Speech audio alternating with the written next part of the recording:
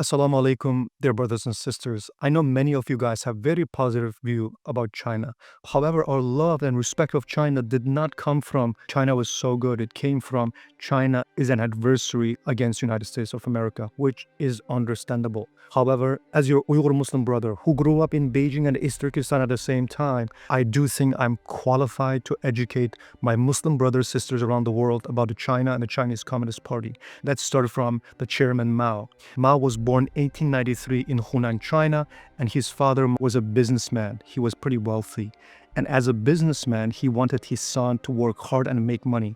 However, Mao was lazy, so he hated his dad because his dad forced him to work and make money. Later on, that hate would become the source of his hatred against free market and capitalism. In his 20th, he started working as a librarian in Beijing. In there, he was infected by the Marxist ideologies.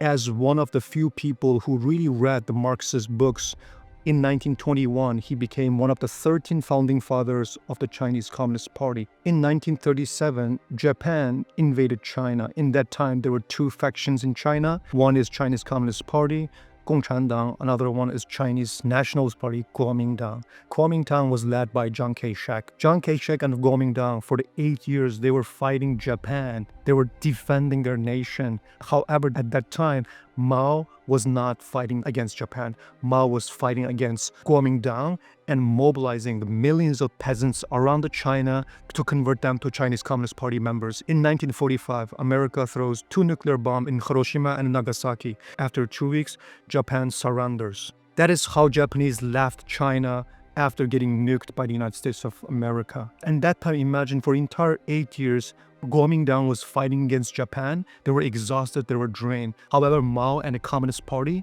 they mobilized millions against Kuomintang. Civil war began in China in 1949.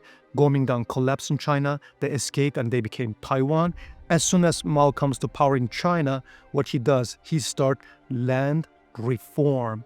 What is that reform? He mobilized hundreds of millions of Chinese peasants against the landowners, business owners, anyone who could make money. In less than few years, more than 5 million landowners and business owners were killed, executed under the land reform. That was the first stage of destroying the Chinese economy. And then out of his paranoia, Mao executed 500,000 Communist Party members just because he did not trust them. And after that, Mao had a brilliant idea. What is that? In 15 years, we're going to leave America behind. So he mobilized entire China to stop farming, stop manufacturing, stop doing whatever you're doing. We're going to melt steel in our backyard. Now, farmers, factory workers, they were melting spoon, forks, even door handles and farming tools in their backyard.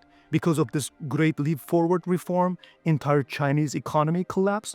45 million people died out of hunger. Now, after that, Mao started cultural revolution, another reform. He mobilized all this younger generation Chinese teenagers as Hongwei Bing, which is red guards.